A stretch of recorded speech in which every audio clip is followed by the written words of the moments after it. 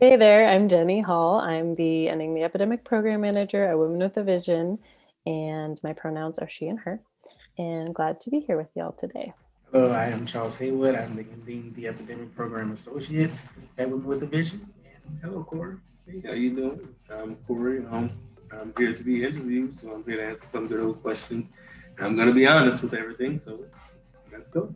So we just want to start off with, something to get cobwebs out of the way. We with Get Loud Louisiana, as you can see on your shirt, we have kind of a musical theme going on. So we wanted to ask, if you were a musical instrument, what would you be? Why? Why? I would say the trumpet. The reason why I used to play it in middle school, but the trumpet really carries the tunes. You can hear all types of instruments, but when the trumpet starts to carry its portion of the song, you know exactly what it is when the trumpet starts playing its part of it. So yeah, I like to carry my tone. Okay. Very nice. I hear you. Oh, I'm sticking with my answer. I want to be a tuba. I'm gonna stick with my tuba, big heavy loaded tuba. But like I said, because with the tuba to me is just a way of stress release. You blow out the heavy air and you release things. And it takes a lot of work to play the tuba. So the energy and the effort going into that comes across in the music that it produces. And also, it's just a funny thing about the tuba because, again, like I said before, the Family Guy when Peter had the tuba and he was walking down the street behind the guy, and every time the guy took a step, womp womp womp with the tuba. So it's just extremely funny to me. So yeah, I'm gonna be the funny tuba, funny loaded heavy tuba. All right. And yeah, I'm going with the violin. And again, because you can kind of play it nice and soft and it's, refined and but then you can also play it like a fiddle and really kind of jam out on it and you know, get into it. And so I feel like I'm kind of like that where I think I often come off as kind of mellow and not that I'm not most of the time, but I definitely have that higher energy side as well and can get silly. So that's mine. So as you know, well, you don't know, but you will learn today exactly what our purpose is and what's going on with this video. We invited you because we wanted to have a community member come in and just share their thoughts and just to see where you are as someone in the community when it comes to HIV related issues. So the questions that we're going to ask you, just be honest and be open and just share whatever comes to your mind. Does anyone in your circle or in your peer group or even in your home have open conversations about HIV? Oh yeah. I have friends that they've been in the HIV field, and as far as like it's regular talk for as far as me and my friends. It's nothing that's hard to talk about anymore. Um, it's more of like an educational thing and trying to educate other people when we talk now. So as far as like it being like a hard conversation or let's say an issue comes up on TV, nobody goes silent about it. We have conversations about it. It's not hidden within my circle. Question, because you do have two kids. Have you had that conversation with your kids? And how did it go? Oh, definitely. I mean, so with my kids, I tied it in with the birds and the bees.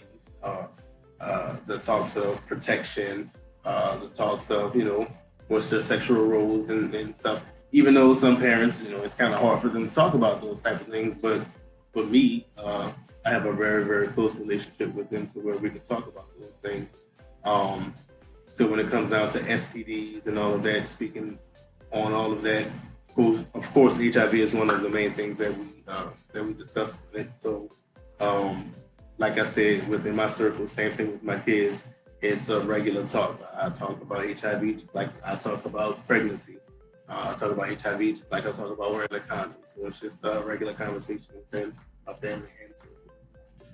I don't know if this is part of that conversation that you have with your kids or, something you think about for yourself, but how does getting tested play into that? Is that something that you would encourage them to do? Is it something you like to do for yourself, or? As far as, well, for me, on like a regular visits and everything, I always get tested. So that became something regular. Like I said, one of my best friends, he was into the HIV field. So when I got into this lifestyle, it was something that was kind of became a responsibility of mine to make sure I keep myself checked up. As far as my kids and everything, when it comes down to being tested for HIV, I tell them to treat it like it's a physical. If you can go to the doctor for your pregnancy pills and stuff like that, you can go for an HIV test. You can go for a flu shot. You can go for an HIV test.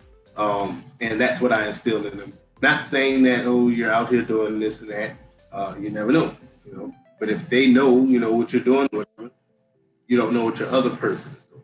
Even though that you might think that it's, all fine and dandy, still just make sure for yourself, take care of yourself. So I haven't went with them, but they have said that they've done it before. And that's something that I'm proud of. So that's how it goes for testing with me and for my kids. So your kids are just, it's just as simple as going to get a physical. Have you shared with them different places that they can go? Or are you aware of different places that you can go to get tested? So I've told them of there's several places that you can go. One thing that I did tell them that I did not agree with, still to this day, I don't agree with it, is testing where you're trying to enjoy yourself and have fun. Like at a bar, a gay event or something like that. I really don't like the fact that they have the vans outside. Hey, we want to test you. We have a gift card or stuff, so on and so forth. I get it. But at the same time, if you're at a club, who wants to find out such news, right? I think that it should be more of like if you have a health fair or something like that, make it more of that instead of outside of a club, or even a gay club, a straight club. It doesn't matter. But those type of situations where people are out trying to have fun or enjoy themselves, put it into a situation where if they're out there doing free screening for diabetes, put that van right next to them. Hey, if we're screening for diabetes, we'll screen for HIV right next to you. Do it like that. So when I tell my kids about going certain places, I always tell them, if you can do it with your private doctor, do it with your private doctor. But there's always other facilities and everything that's out there, from Parent Parenthood to Brotherhood to any types of citywide clinics that they have out there that you can get tested. Going to Walgreens and get your home tested, and you can do it that way as well. Oh, so, look at you. Wow. I mean, that's they make it so easy now. Cutting edge. Yeah, I mean, so for things like that, it could be life changing. So finding out such information, whether it's good or bad or whatever, if it's good, hey, look, you're good to go back in the club and celebrate, have a free drink or whatever. But if it's bad, then like your day might just be ruined. So I encourage them to do it either with their doctor or the privacy of themselves or whatever, if they have some type of doubt. If they have no doubt, if they know they haven't been doing nothing, hey, take the test and enjoy the rest of your day. Is HIV still relevant? And who do you think it impacts? It's definitely relevant. And I'm gonna say it's going to affect it's been affecting more of the younger generation. I'm going to say anywhere from 17 to 23, that age range. And it's young, and same stigma when I was younger is the naiveness, the uneducated, the unknown. People still use it as it's a death sentence. People still use it as they said this and they said that and this person's sick and all of that. So who wants that? Who wants what they said? Who wants to be labeled as that. So for the younger generation, they don't want to find out. They're going to find out when it's too late. And it's sad because just like you have people, passing out condoms and all that, just like you have that man sitting out there doing the testing and everything, just like you have the preachers on the corner preaching about God, they should have the same thing going on for HIV. Just have somebody out there talking about it. Somebody handing out a brochure saying, hey, there's somebody that can listen, that's it. That's all the flyer that can say. There's somebody that can listen and hashtag HIV. It's simple as that. Sometimes that's all a person really needs to hear is, there's somebody that's there instead of being out there in the community, because the community don't care. The community will eat you up. Not saying, let me take that back. The club scene and all of that, all the people that want to be seen and all of that, they don't care about that. Those are the people that should be getting tested and that are trying to protect their image when their images are the ones that they're actually talking about. So how do you think you get those people to care? Educate them. Like I said, just something then as simple as, I'm here to listen. Because the way that I see it when it comes down to the prevention, handing out the condoms, I get it. It has the information in the inside.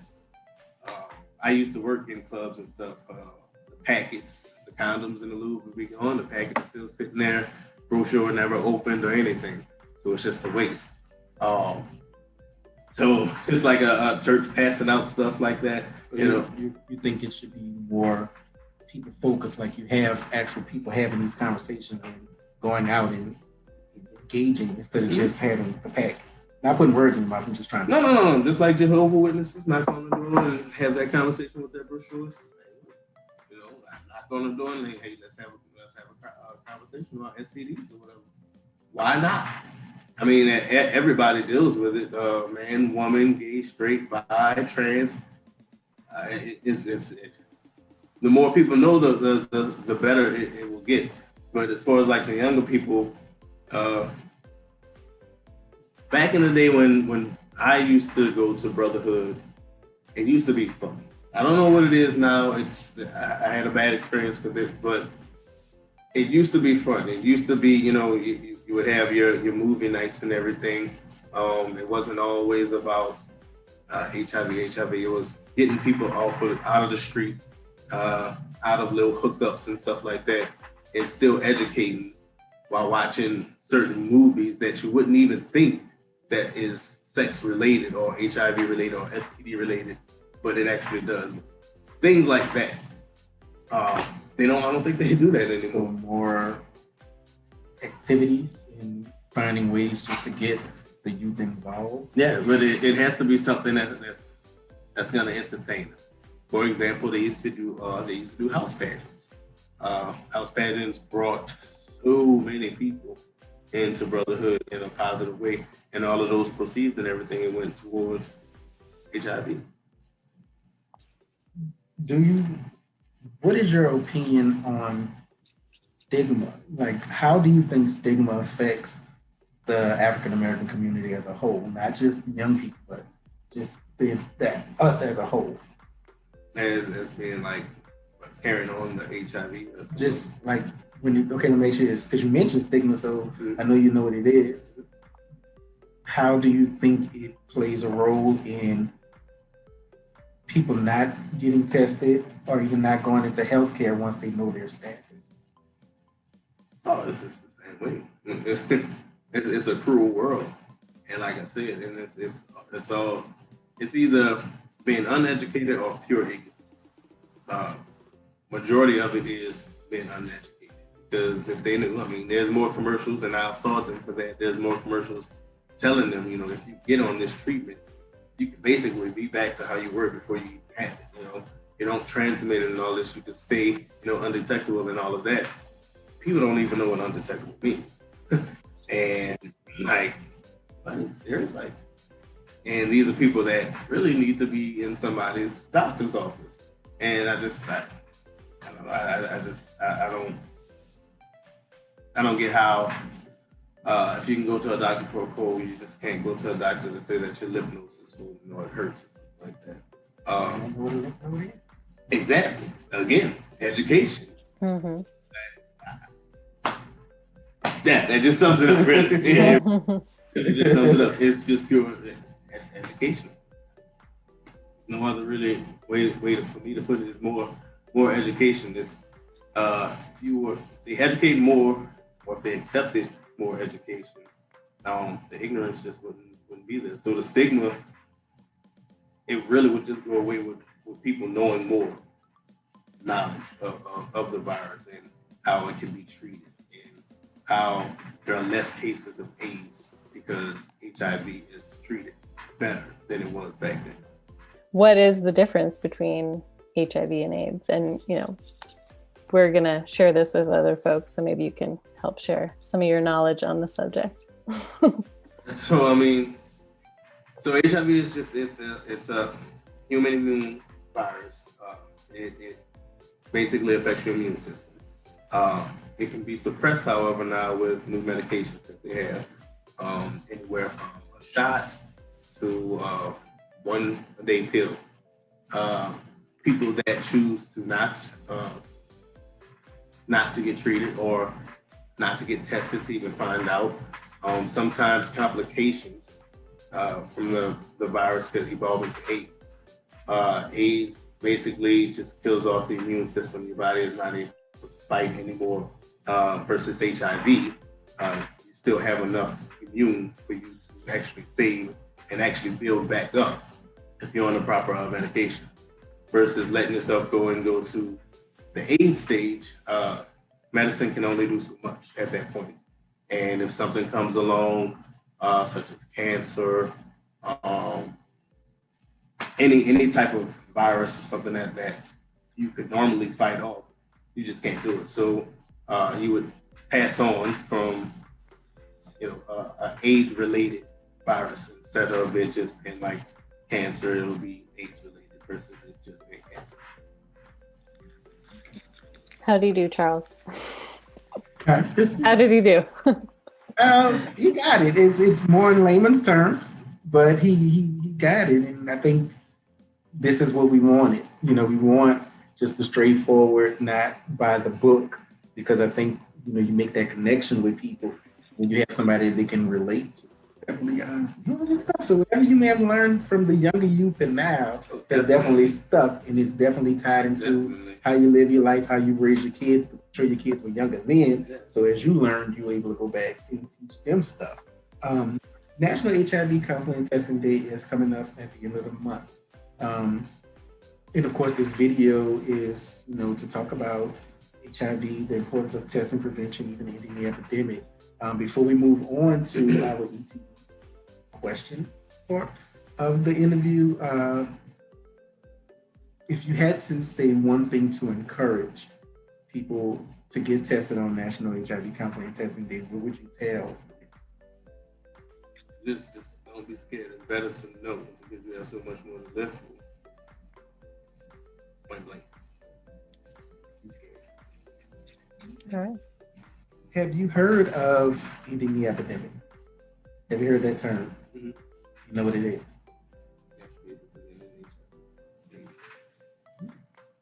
All right. So, you see as the biggest priority for ending the epidemic?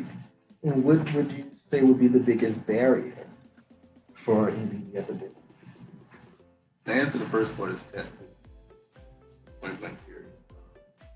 Has to be more testing, more people willing to take tests. That's going to be the barrier, is getting people to test. I wish it was some type of requirement, being that it has affected so many people in the world. It should have been some type of requirement. So that would definitely be the barrier. Ending it would definitely be getting more of the testing done. But the barrier is definitely getting people to do it. How can you do that? To get a vast majority of people to do it is just make them feel comfortable. That's the only thing that I can think about. The stigma is the only thing that has a person, not wanting to know. not wanting to do it because of all of the BS that's said out there in the world about this and that and this, oh, you're dead and all of this. Nobody doesn't want to hear that, so nobody's gonna say it's the unknown for me. And when that person is passed on and everything, what can anybody say? The only thing that anybody can say is, they were the ones that did that. They were the ones that kept on saying, oh, this or that. So if they didn't want to know for sure, sadly, I know somebody that did that. They didn't want to, well, they knew. They found out, got on medicine, stopped. Out of fear, out of stigma, out of what the people were saying. Went to a public clinic, body seen them, word got out, just stopped. It was bad. But yeah, stigma, testing. Very, very unfortunate. Jenny and I have had a conversation with several people in rural Louisiana, and I mean, it's going on everywhere.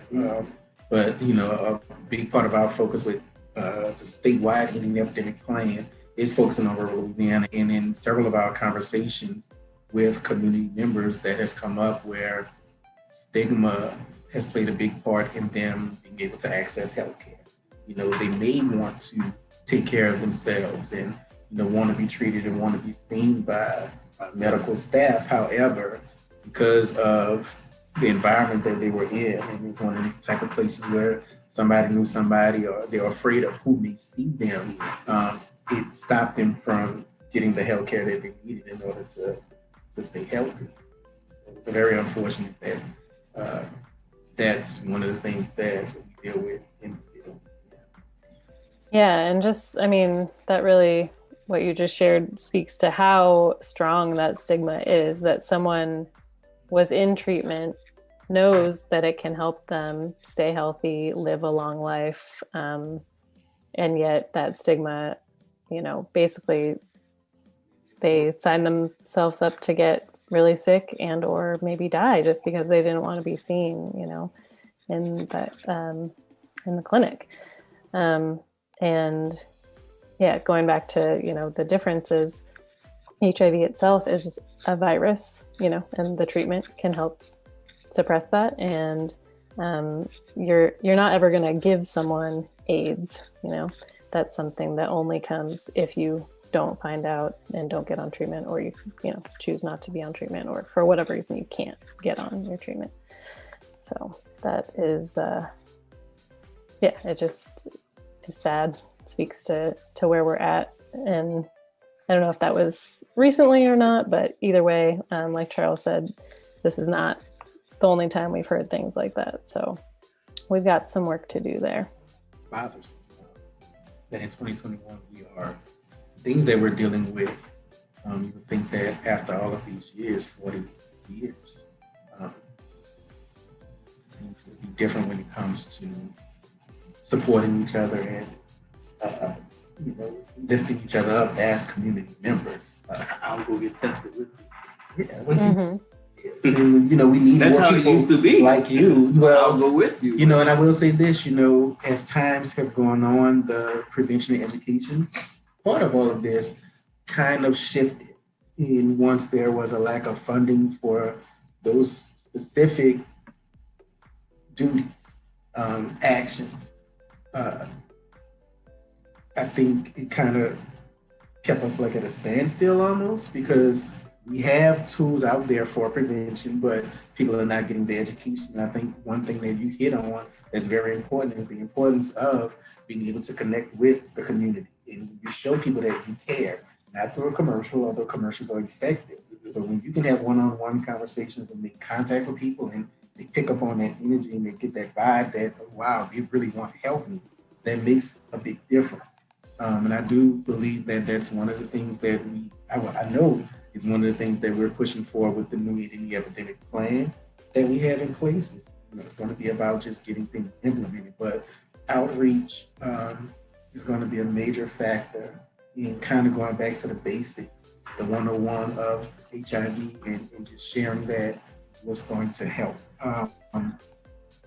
I'm pretty sure just from the way that you've answered these questions, you know the answer to this. You've heard of PrEP. Do you have any thoughts on PrEP? How do you feel about PrEP? Honestly. Great idea. Love it.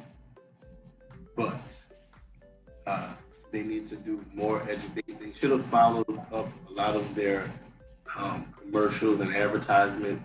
They should have followed it up with STDs as well. There are a lot of people out there, feel as if they're taking PrEP. And, oh, I can't get HIV and all that. But hell, what about everything else? What about gonorrhea? What about herpes? What about chlamydia? What about all these other type of things that you can get for having sex unprotected? The commercial is just basically saying, hey, you can prevent yourself from getting HIV, which basically means you're having sex unprotected right there. Or, you can say, oh, you're using a condom, if the condom breaks, you're still protected. It's another layer of protection. But that's all it says.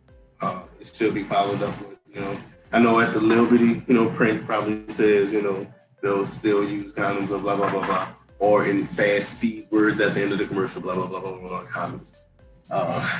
It needs to be, really say, PrEP. It can prevent you from getting HIV. They need to follow that slowness with the STDs too, because I just feel as if it's giving a false pretense. I know it's saying that it can prevent HIV, but there's a lot of people it can prevent everything because it's not saying that it can't. No. Yeah. That's an education piece that hopefully is happening with, whatever doctor is prescribing it. But I think you're right. Sometimes that message doesn't get through, or it's assumed that people know that, and they need to, be careful about all those other things as well. You know about PrEP. You know about a lot of stuff. Proud of you. Are you familiar with the term U equals U? Have you heard it before? Oh, okay, then we're educational moment. So U equals U is prevention. U equals U is empowerment. U equals U is what's happening that allows people who are living with HIV to be able to be free and relax and kind of take the pressure off, take that burden away of living with HIV. U equals U stands for undetectable, untransmittable. So if you're a person living with HIV and you're on your regimen, and your medicine is actually working, and your viral load gets to a point where it can't be detected, once you reach undetectable, because you actually mentioned it earlier when you were talking about it. Yeah, you can. So that's U equals U. That's a very real important conversation piece that we want to promote and get everyone talking about, because there's benefits to that. Like I said, if you're a person living with HIV, it takes the burden off of feeling like you can't be in what people would consider a normal relationship. Like I said, get back to you. Yeah, get back to you.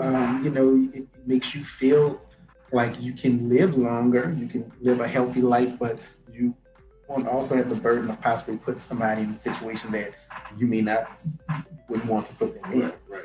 And another factor to that, or another important piece of that, is once the community as a whole understands what you means, it will kind of take away and decrease some of the stigma, and maybe the conversation will change. And it would stop people from saying, "Oh, be careful of that person, or look out for that person." And the whispers and the rumors, people would have the real education on it, and then they would understand that for someone living with HIV, that doesn't change it. And I can still be with you and be healthy and be okay. Thoughts on that? No, I totally agree, and that's probably, more education on that would help break a lot of those barriers as well, and it also help in as well. The undetectable, untransmittable. If more people knew that, like I said in the beginning, if more people knew that, they wouldn't have a problem with going ahead and go see a doctor to get back to how they were. Because them not knowing that, oh, damn, HIV, once AIDS, that's it, I'm gone. No, it's not like that anymore. It wasn't like that then. It doesn't go boom, boom. There's some time. There's regimens. There's different things that go on within that time. So you can't say that, especially even now. So, when you get on your certain regimen and it works for you, then you're back to normal, living a healthy life. You're more healthier than a person, walking around that hasn't seen a doctor in years.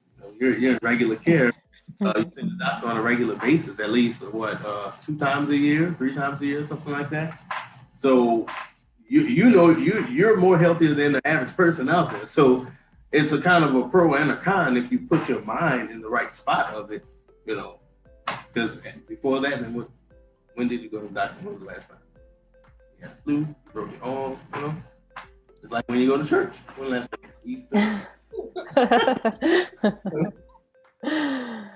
And some people still don't even understand that, there are people we've talked to who their family gives them plastic utensils when they come over to eat. They don't understand that you can't transmit HIV that way.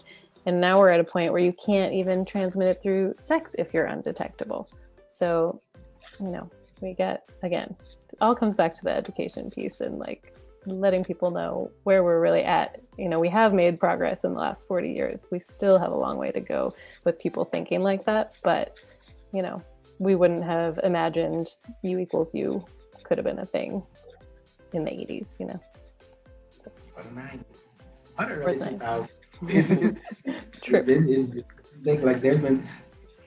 There's just been some progress. I watched this season of Pose. Pose has always been nostalgic. If you're from that era and if you're an older person, you automatically connect to the storylines in Pose. I saw a lot of my life, a lot of my experiences with family members, and my father being a minister, and the community as a whole, and friends, and you live your life through what you see. The last episode of Pose, the last 2 episodes of Pose, focused on one of the main characters, Pray Tell, and this is in the 90s, dealing with the progression of having HIV. And one of the biggest things, especially in the last episode, the finale. Is this a spoiler? Well, it aired. I haven't seen it. Oh, so I can't help. Oh, but the thing about it is, I was really just trying to make a. No, you can go ahead. Into just the progress and how things have changed, but how things are still the same.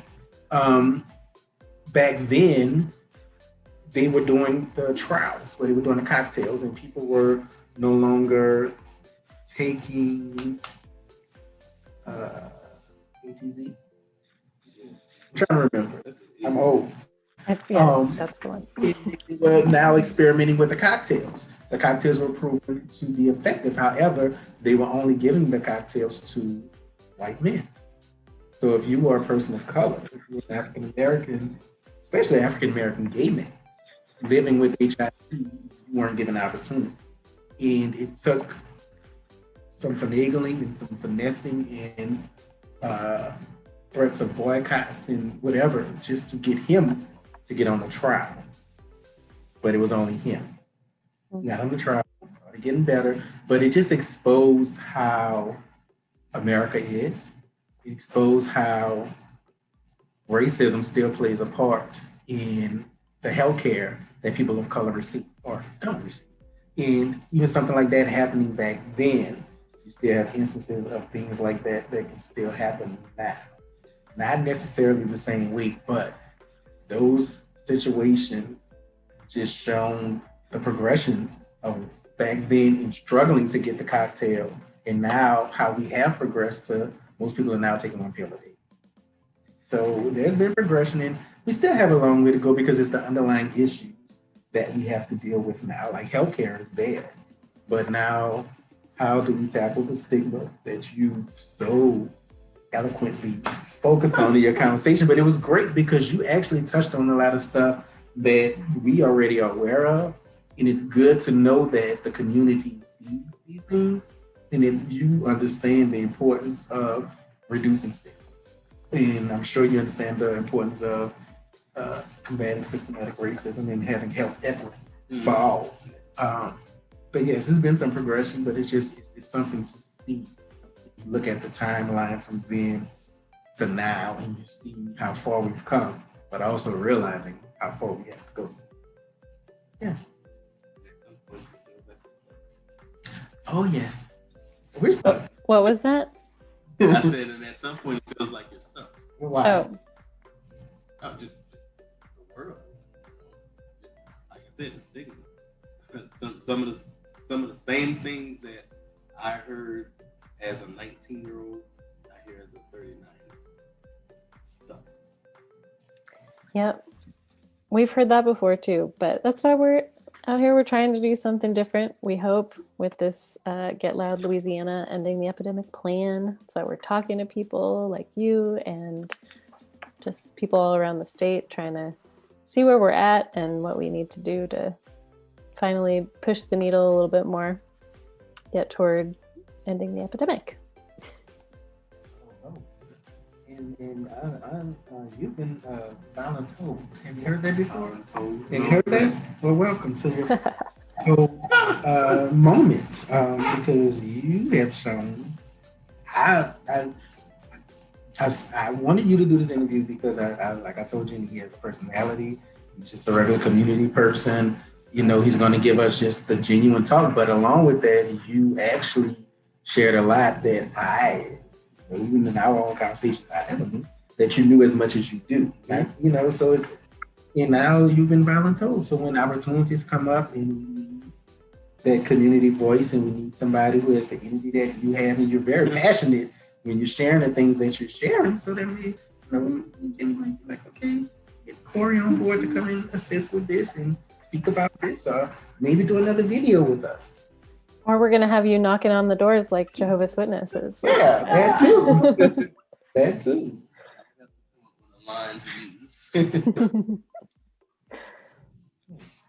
It's a good conversation.